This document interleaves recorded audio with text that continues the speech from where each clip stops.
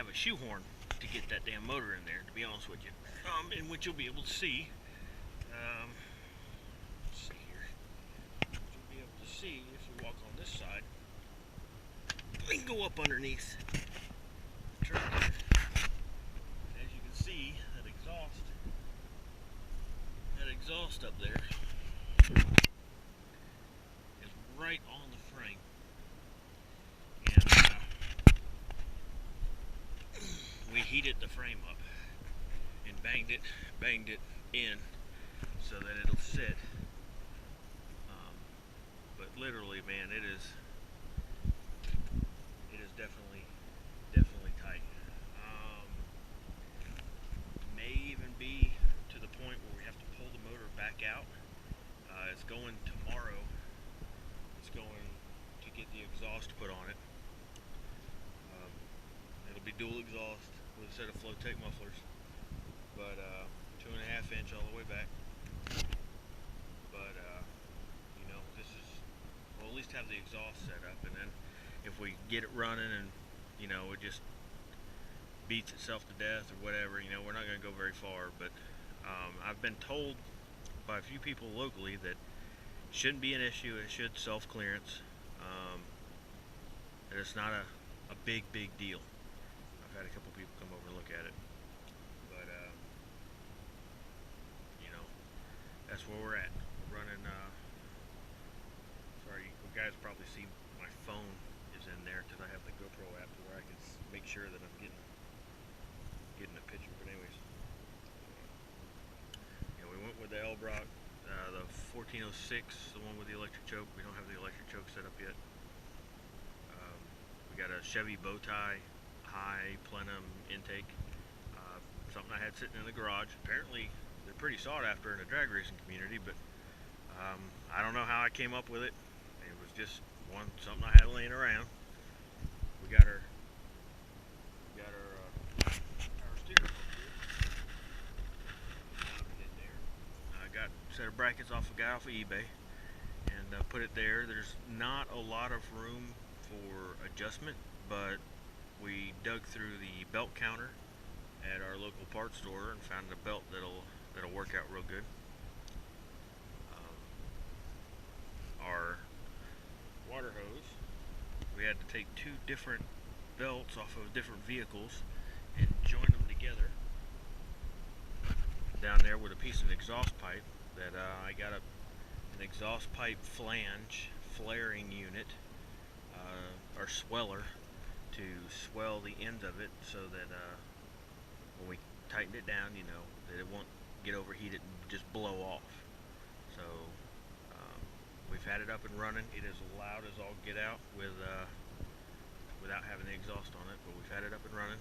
Haven't really drove it anywhere. Having an issue with the brakes, trying to get the brakes to bleed out. But it is here, and as you've seen in the other videos, we got the axles in and stretched out stretched out the drive line a little bit, you know, stretched the rear end, stretched the front end a little bit. Tomorrow we'll be welding the. As you can see, I got some redneck style frame stiffeners there. We had to pull the plasma cutter back out. We didn't measure quite right, and they're too tall, so the bottom doesn't sit flush against the frame. We're gonna have to trim that down.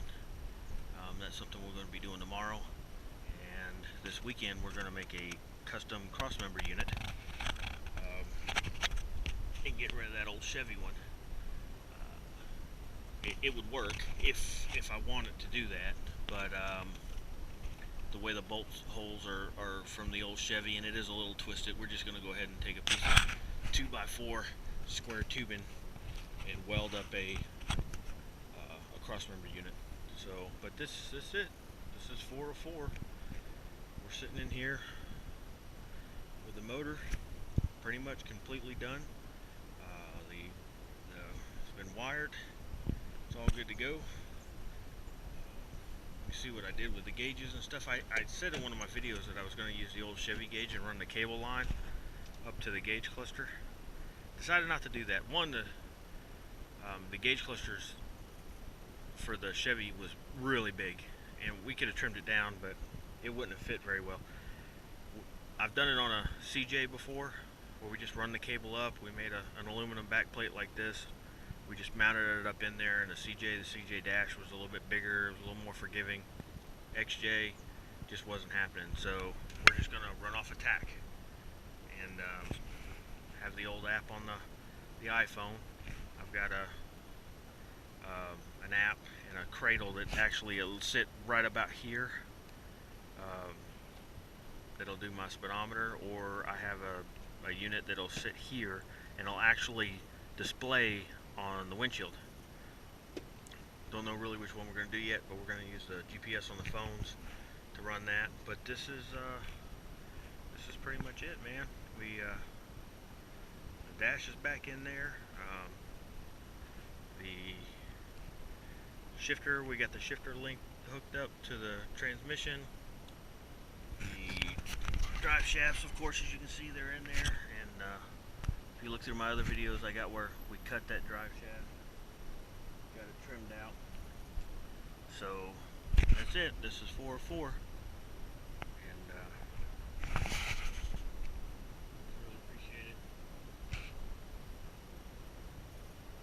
really appreciate it for you guys' videos and watching, and definitely big props to the guy that sent me the email about not having a 404.